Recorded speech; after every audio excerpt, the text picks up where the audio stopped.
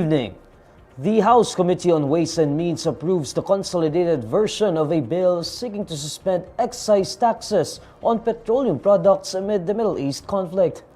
During the panel's hearing on Tuesday, March 10, Manila Representative Rolando Valeriano moved to approve the still unnumbered substitute bill subject to style and the possible changes raised during the discussions. Among the measures included in the consolidated measure are bills from Committee Chair Miro Kimbo and House Bill number 8292 from Speaker Boji D and Majority Leader Sandro Marcos.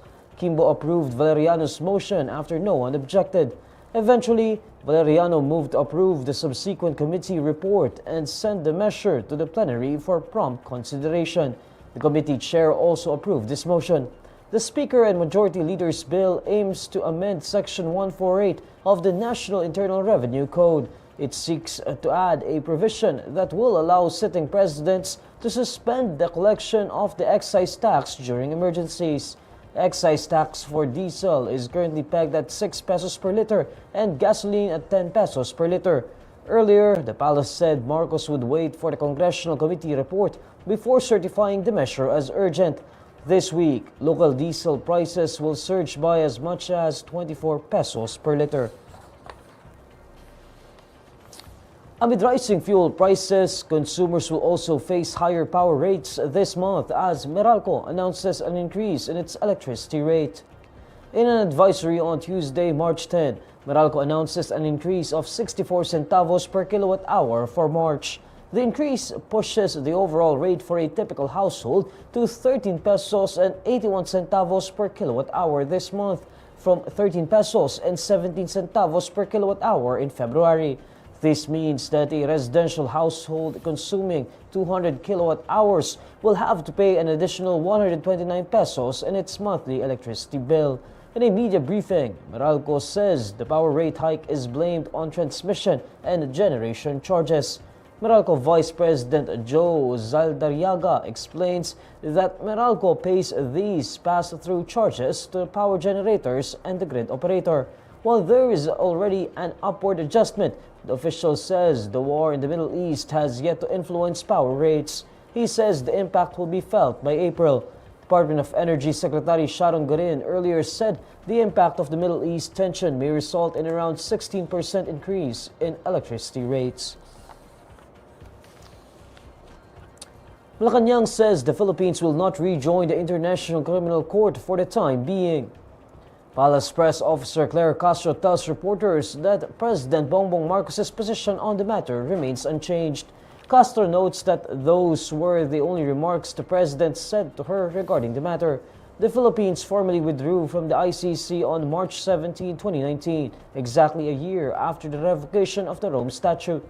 In March 2018, former President Rodrigo Duterte ordered the Philippines' withdrawal from the Rome Statute that created the ICC. According to Duterte, a reason for the withdrawal includes what he called the baseless, unprecedented, and outrageous attacks against him.